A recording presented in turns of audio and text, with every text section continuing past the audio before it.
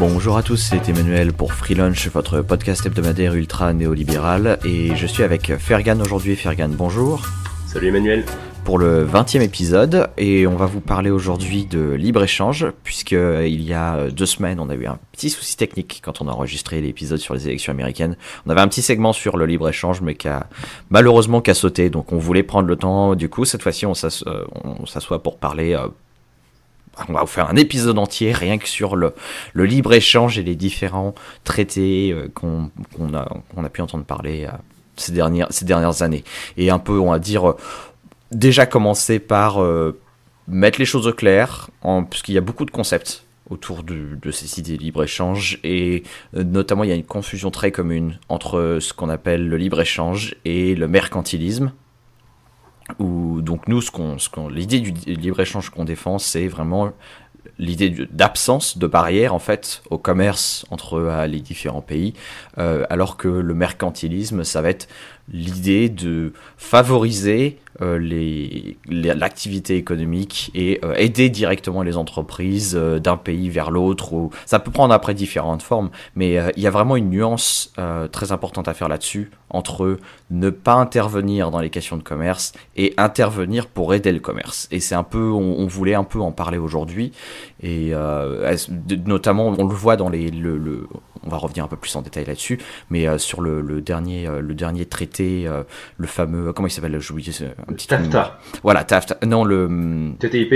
Voilà, TTP. le dernier traité transatlantique, voilà, ça me revient, qui du coup est beaucoup plus une expression de mercantilisme que de libre-échange. C'est pas juste laisser le commerce fleurir, c'est régenter le commerce pour favoriser les entreprises qui échangent. Et là, il y a vraiment une ligne, on va dire une nuance qui est très importante entre ces deux idées, sur lesquelles on voulait un peu revenir et un peu insister.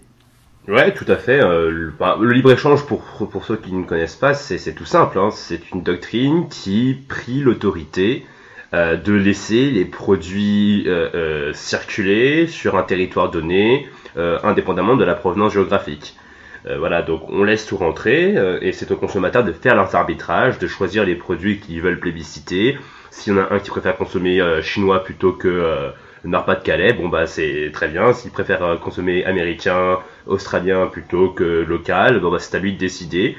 Et donc le libre-échange finalement place le consommateur au cœur du processus de décision décisionnel, et c'est à lui et il est universel. C'est-à-dire que aujourd'hui on parle beaucoup d'accords commerciaux qui sont bilatéraux, qui en fait impliquent 2 parties, donc parfois l'Union Européenne et les États-Unis, parfois plusieurs parties dans le cadre de l'OMC. Mais finalement, le libre-échange, si on prend ce terme-là dans son acception la plus pure, la plus cohérente, il est universel. C'est-à-dire que je suis libre d'échanger si je peux le faire avec n'importe qui. Pas seulement avec l'américain au détriment du chinois, ou le canadien au détriment de l'australien, quoi. Oui. Et pour rappeler un peu, déjà un point qui est assez important, c'est que le libre-échange, quand on consulte un peu la littérature économique, les vertus du libre-échange, c'est pas vraiment quelque chose qui est discuté, c'est pas vraiment quelque chose qui est débattu. Ça fait partie de ces choses sur lesquelles les économistes sont quand même, à l'heure actuelle, c'est quand même à peu près tous d'accord, enfin en tout cas tous ceux qui sont à peu près sérieux, il y a quand même un consensus assez large parmi les économistes pour dire oui, le libre-échange, c'est une chose qui bénéficie les 2 pays. Quand on parle de 2 pays en particulier, que ce soit, je sais pas moi, la France et la Chine, voilà, si on ouvre toutes les barrières, et ben ça va pas bénéficier à un et comment dire, ça va pas favoriser l'un au détriment de l'autre, ça va vraiment bénéficier aux 2.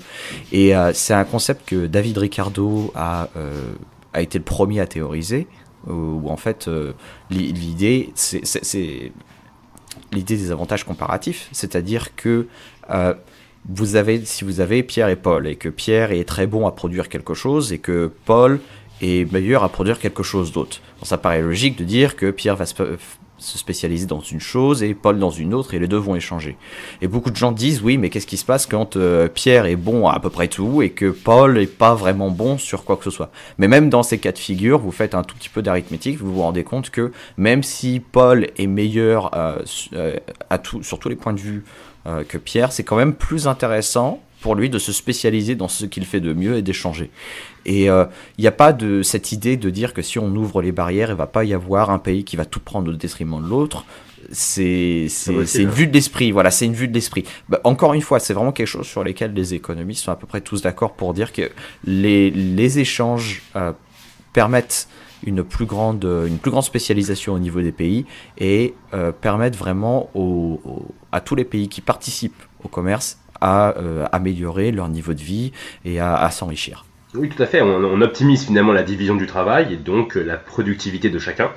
Et d'ailleurs, c'est bien pour ça que finalement le discours qui tend à dire oui, mais non, mais il faut des standards communs pour pouvoir échanger, il est stupide dans la mesure où justement l'échange, sa raison d'être, c'est que on est tous différents, on n'a pas les mêmes capacités, on n'a pas les mêmes handicaps, on n'a pas les mêmes avantages, et donc il est débile de vouloir uniformiser les conditions de chacun pour pouvoir dire voilà, il est débile de dire que l'uniformisation est un prérequis à un juste échange dans la mesure où le fondement de l'échange même, c'est le fait qu'on n'est pas tous pareils. Si l'espagnol est meilleur que le finlandais pour cultiver des oranges parce qu'il y a plus de soleil chez lui, bon bah il est débile de vouloir... On va pas imposer des standards d'ensoleillement en Espagne pour... Voilà, c'est ça. Équilibrer et mettre un peu de justice pour les Finlandais. Voilà, c'est ça. Dans ce cas-là, laissons les Espagnols produire les meilleures oranges et laissons les Finlandais trouver l'industrie où ils seront les plus productifs.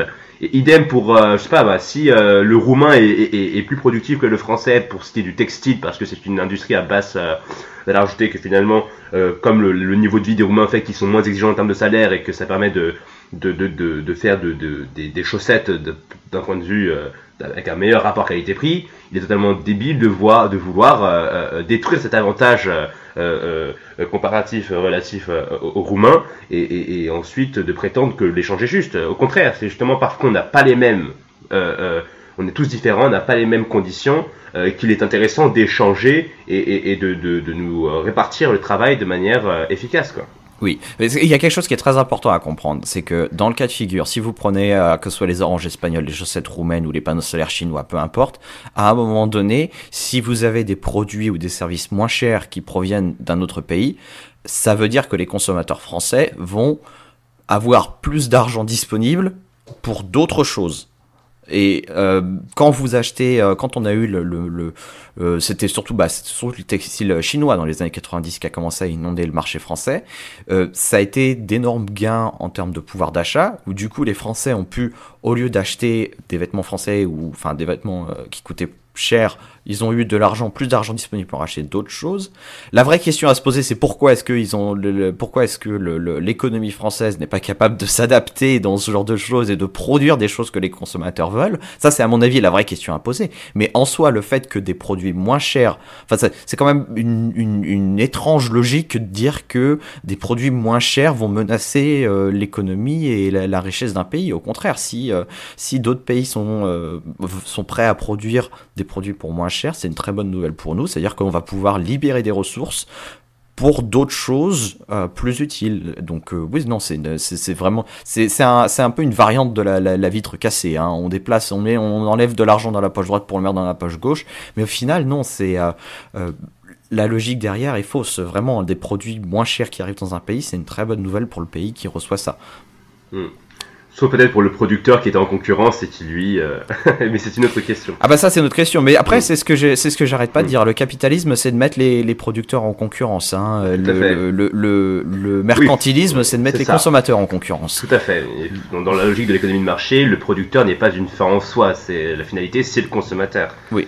Et donc si on n'admet pas ça, eh bien on légitime tous les monopoles finalement qui vont au détriment des consommateurs.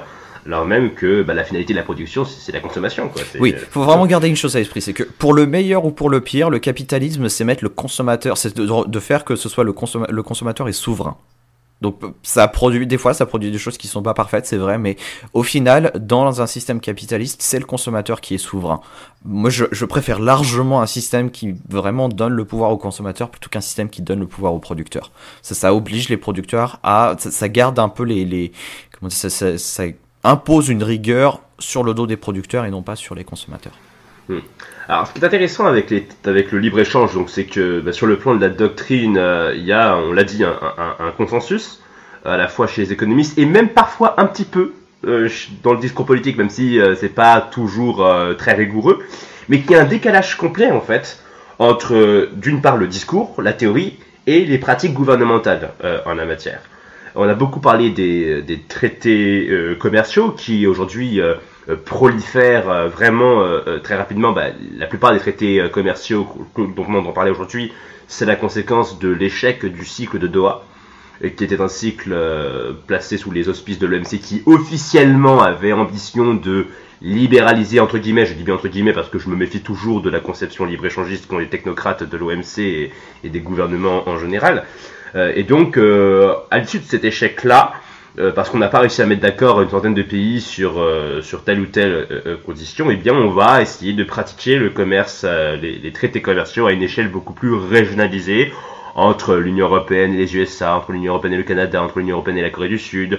On remarque que les pays du Nord négocient beaucoup entre eux et qu'ils délaissent un petit peu les pays du Sud. C'est peut-être pas un hasard, hein, on pourra en reparler. À cet égard-là, il faut souligner que la doctrine libre-échangiste, historiquement, elle a toujours été opposée à la pratique de traités commerciaux. Vous lisez Vilfredo Pareto, vous lisez Bastia, tout le monde admet finalement que le libre-échange, c'est une affaire essentiellement domestique. Pas besoin de traiter pour cela. Il suffit simplement que l'État-nation en question fiche la paix aux populations, qui lève ses barrières tarifaires et non tarifaires, qui laisse les produits rentrer spontanément et les marchés nationaux s'intégreront spontanément aux marchés mondiaux. Oui, voilà. Tout à fait. Et on a pu voir ça notamment. Quelque chose que gardez toujours à l'esprit quand vous avez un traité qui arrive et qui a marqué libre-échange dedans, vous savez que ça va pas être une question de libre-échange. C'est un peu c'est un peu le cheval de Troie. Non, c'est souvent quand il y a un traité de libre-échange, surtout quand un traité de libre-échange fait 1000 pages. Voilà, bon, il faut se poser des questions. Normalement, le libre-échange, ça tient en une phrase. Laissez les biens et les services circuler comme ils le souhaitent. Point. C'est ça le libre-échange. Il n'y a pas besoin de 1000 pages pour développer cette phrase. Et il y a beaucoup de choses, on va un peu détailler là-dessus, mais c'est vrai qu'il y a beaucoup de choses qui sont dans ces traités-là. Déjà, il y a un côté un peu impérialiste dans la mesure où souvent, derrière, il y a un peu cette idée d'unifier tout ce qui est normes. Toutes les barrières normatives. Je veux dire, c'est quand même assez gênant d'avoir un pays qui impose à un autre pays comme ça les différentes normes que ce soit production, consommation. Alors je comprends l'intérêt pratique de dire pour une entreprise, elle a les mêmes normes partout où elle produit, elle vend. Mais bon, encore une fois, on est en train de se focaliser sur les bénéfices pour les entreprises. On n'est pas en train de se focaliser. Il y a beaucoup de choses qui sont assez gênantes là-dedans. TTIP là-dessus introduit aussi beaucoup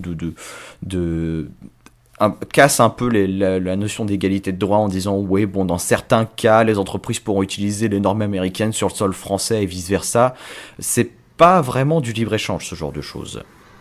Oui, d'autant plus qu'en fait, les traités commerciaux aujourd'hui, ils ont un objectif géopolitique qui est clair et qui n'est pas du tout d'ordre libre-échangiste. C'est-à-dire qu'il s'agit vraiment d'essayer de nouer à l'échelle mondiale des alliances protectionnistes contre les uns, contre les autres. Si je prends l'exemple du TPP, qui a récemment été signé donc par les États-Unis et ses partenaires. À la base, le TPP, c'était un traité qui était négocié entre 4 pays, Brunei, Nouvelle-Zélande, Singapour et le Chili, qui donc se sont associés pour essayer de résister à l'influence commerciale de la Chine. Et donc les États-Unis ont vu ça, ils ont dit tiens, c'est une bonne idée, on va s'incruster. Donc ils ont ramené l'Australie, la Malaisie, le Pérou, le Vietnam, le Canada, le Mexique et le Japon, des pays qui sont déjà liés avec les États-Unis par des traités commerciaux, n'est-ce pas? Et ils se sont intégrés, ils se sont squattés, ils ont dit tiens, vous voulez protéger de la Chine, nous aussi, ça tombe bien. Donc on va négocier des traités commerciaux pour établir des normes qui vont favoriser nos producteurs au détriment des producteurs chinois. Comment ça se passe en fait? C'est-à-dire qu'on va mettre en place des normes techniques qui vont régenter la production des biens et des services pour ensuite pouvoir discriminer. C'est-à-dire, imaginons que moi, je produis des voitures X selon une méthode Y. Mon concurrent fabrique les mêmes voitures X selon une méthode Z. Et ben, il peut être intéressant pour moi de décréter une norme qui prohibe la technique de fabrication Z afin de favoriser la domination des produits qui sont fabriqués selon la méthode X. Donc c'est ça, c'est-à-dire qu'on va négocier des normes qui vont favoriser certains producteurs qui sont en connivence avec les autorités au détriment des autres, et finalement l'individu qu'on cherche à spolier encore ici, c'est le consommateur, parce qu'on prive le consommateur de la diversité des choix des produits en le rendant captif vis-à-vis d'une industrie qui a négocié des réglementations qui vont favoriser son établissement sur un marché donné. Et ça, c'est ce qu'on appelle en fait de la capture réglementaire. Et c'est très facile quand vous avez ce genre de texte qui fait des centaines de pages, parce que bon, personne ne les lit. Encore une fois, si vous avez un traité qui fait 3 phrases, c'est quand même très difficile d'insérer un truc, pour un lobby, d'insérer quoi que ce soit qui est l'avantage dans quelque chose qui fait 3 phrases. Si vous avez quelque chose qui fait 800 pages ou 1000 pages, c'est très facile d'insérer la petite norme que personne n'a vraiment vue, qui semble assez inoffensive comme ça, mais qui concrètement condamne tous vos concurrents pour une raison relativement arbitraire. Et c'est là-dessus, c'est quand même quelque chose qui est très courant, et souvent ça se cache dans les détails. Souvent c'est le petit détail ici qui dit que tout d'un coup maintenant ça va favoriser tel producteur au lieu par rapport à ses concurrents. Et ça, oui, c'est du protectionnisme déguisé sous la bannière du libre-échange. C'est vrai que c'est assez dommage. Ah ouais, c'est du protectionnisme le plus primitif qui puisse exister, et donc qui se résulte dans les destructions de richesses, comme toute forme de protectionnisme finalement, et dans des inégalités, puisque finalement les normes ici vont favoriser une inégalité quant à l'accès au marché, ou bien elles vont favoriser donc certaines entreprises elles vont imposer des coûts fixes qui vont favoriser les grandes entreprises qui ont les moyens d'absorber ces coûts fixes, et donc ils vont condamner les petites entreprises qui ne peuvent pas suivre parce que financièrement parlant c'est pas possible, ou bien elles vont favoriser une entreprise qui produit selon une manière X et donc qui va être conforme à la réglementation, contrairement aux concurrents qui lui avait une méthode de production qui était différente et qui ne correspond pas à la norme arbitrairement fixée par les autorités. Et il y a quelque chose qui est très récurrent aussi dans ce genre de traité, c'est par rapport à la propriété intellectuelle, où on va essayer d'un peu de normaliser les règles sur la propriété intellectuelle, sauf que généralement on normalise vers le haut. Donc si vous avez 2 pays qui signent un traité et qu'un pays dit moi la propriété intellectuelle c'est 50 ans après la mort de l'auteur, et que l'autre il dit moi c'est 70 ans après la mort de l'auteur, on va mettre tout le monde à 80 pour faire plaisir à tout le monde.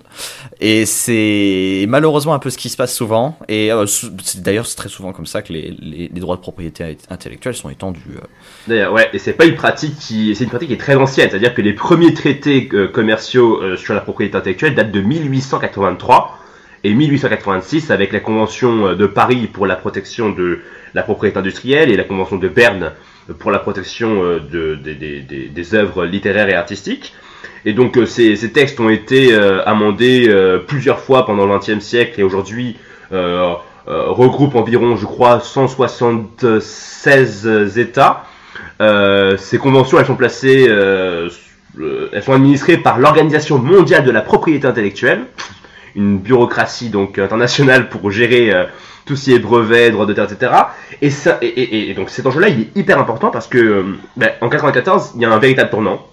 C'est-à-dire qu'on a signé, dans le cas de l'OMC cette fois-ci, un traité commercial sur la propriété intellectuelle, cette fois-ci qui va être donc administré par l'OMC, qui elle est beaucoup plus influente et qui a les moyens de faire respecter ces normes de manière beaucoup plus efficace que l'organisation de la propriété intellectuelle précédemment évoquée. Et donc cette tendance aujourd'hui, cette tendance à la protection, cette tendance à renforcer les droits de propriété intellectuelle, on la retrouve en 2012 avec ACTA, le traité qui a tant été controversé en Europe, qui a été refusé par le Parlement européen, heureusement. ACTA qui en fait portait une véritable atteinte à la liberté de création sur Internet, la liberté de partage, en renforçant les droits d'auteur de manière totalement démesurée, en prévoyant des sanctions de manière totalement... en prévoyant des choses qui n'avaient rien à voir. Alors là, pour le coup, vraiment l'illustration du cheval de Troie, avec des choses sur la surveillance...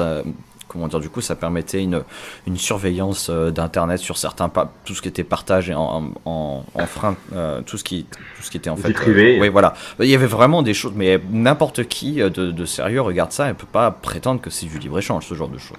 Voilà. Et faut avoir une conception assez étrange du libre-échange pour dire ça.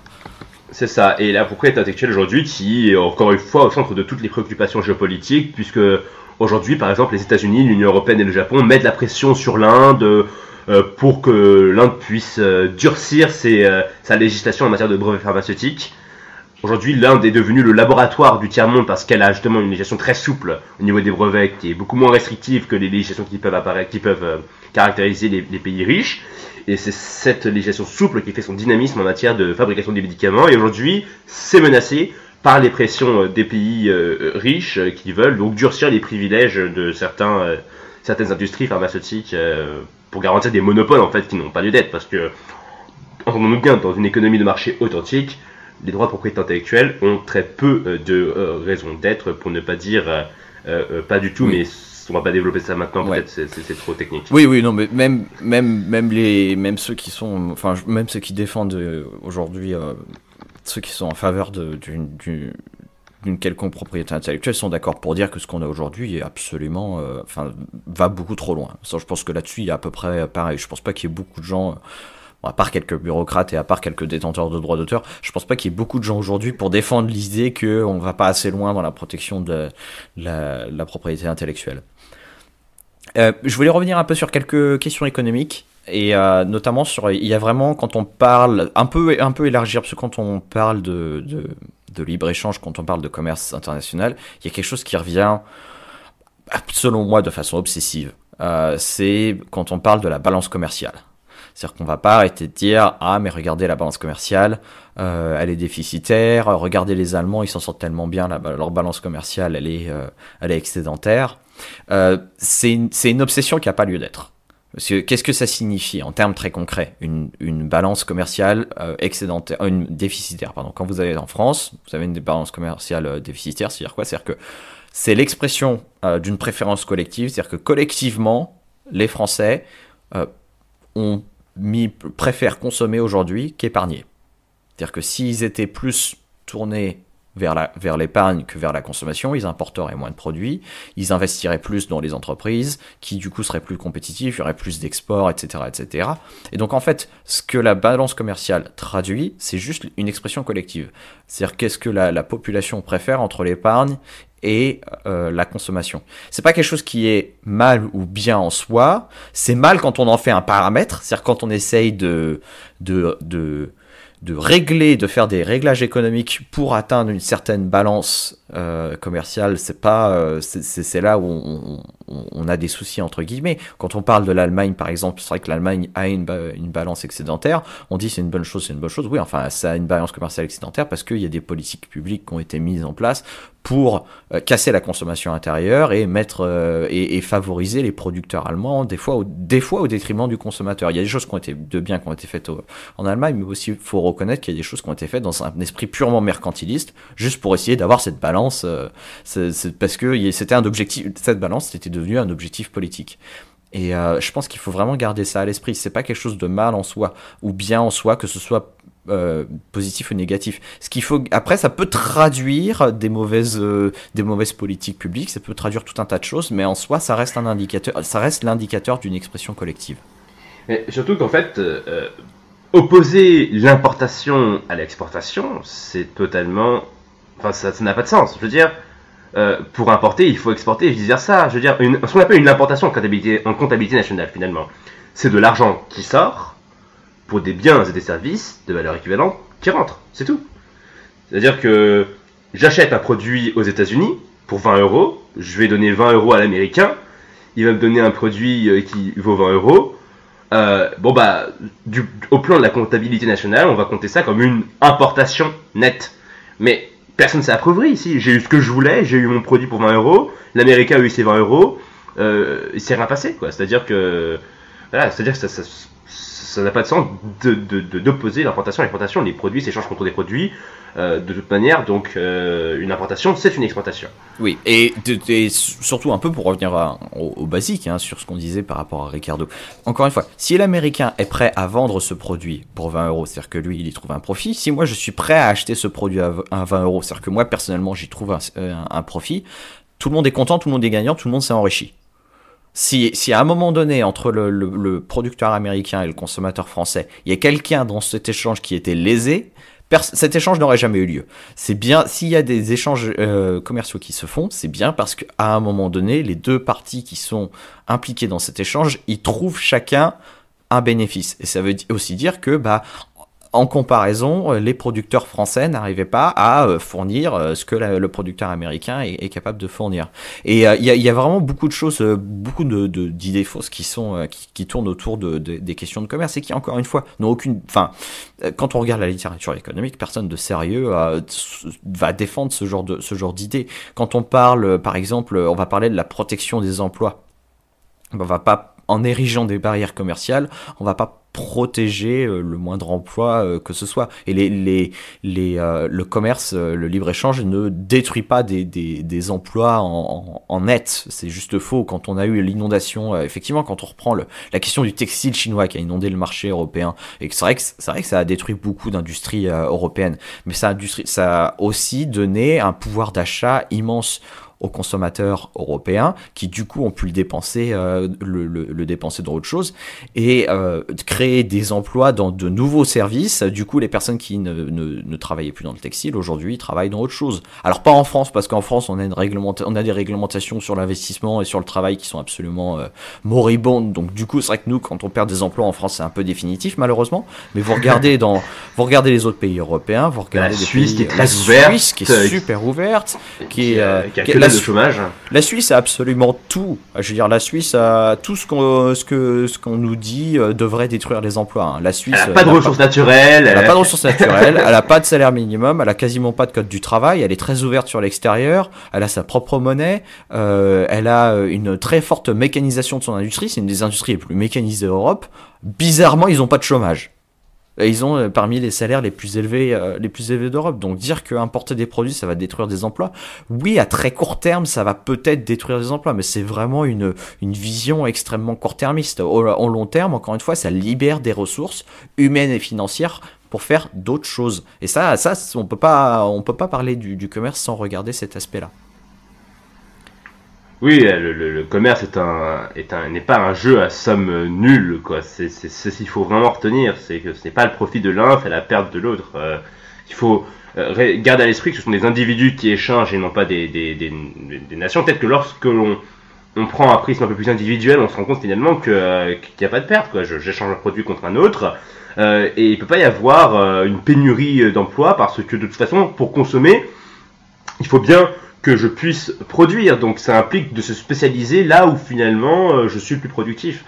Alors après, il y a un argument qui revient souvent, c'est celui de la dette, c'est-à-dire que oui, les pays qui importent le plus sont susceptibles de générer de la dette, mais le problème de la dette, effectivement, s'il est problématique, il n'est pas un résultat du commerce international. Je veux dire, ce problème, il existe aussi dans les économies protectionnistes. Si, dans une économie très fermée, vous avez des gens qui consomment beaucoup plus que ce qu'ils ne produisent, oui, il va y avoir un endettement. Si j'achète une maison à 1 milliard d'euros alors que j'ai un SMIC, je vais m'endetter. Mais c'est un problème qui est indépendant du commerce international. C'est un problème qui est relatif au fonctionnement du marché du crédit, qui fonctionne pas bien et qui permet des endettements excessifs. Et surtout le système monétaire qui marche pas, parce que normalement, quand on a des zones commerciales diverses, ça fonctionne difficilement avec une monnaie unique. C'est vrai que quand vous avez des zones monétaires, quand vous avez une plus grande diversité monétaire, on parlait tout à l'heure de l'exemple entre les Américains et les Français.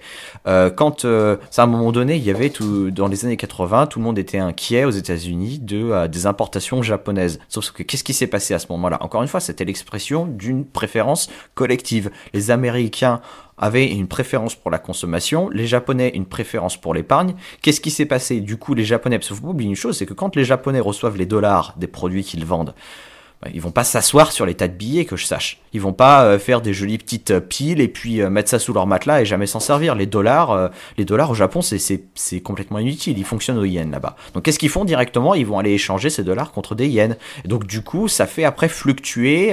Il y a des fluctuations monétaires qui permettent de corriger les différents déséquilibres. Et ça, c'est vrai qu'aujourd'hui, c'est un problème au sein de l'Europe parce qu'on a des zones. C'est un peu ce qu'on disait la semaine dernière. On a des zones économiques hétérogènes très diverses, avec derrière une monnaie unique qui est imposée d'en haut. Donc effectivement, on voit un peu ce genre de distorsion se produire, mais quand vous avez des pays qui ont leur propre monnaie et qui ont des balances commerciales qui fluctuent, c'est pas un souci, parce que derrière, ça veut dire que ça va aussi se traduire par des mouvements sur les taux de change monétaires.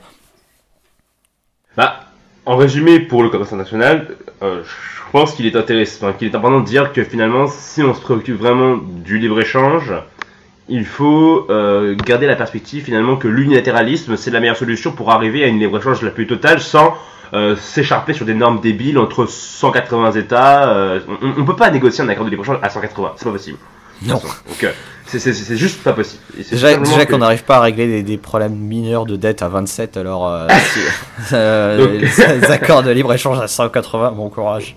Voilà, donc de toute façon c'est pas l'objet, même Pascal Lamy, qui est ancien président de l'OMC, l'admet, hein, le rôle de l'OMC, c'est une entreprise d'harmonisation des normes à l'échelle internationale, donc c'est pas du tout une entreprise de libéralisation, on va harmoniser les normes.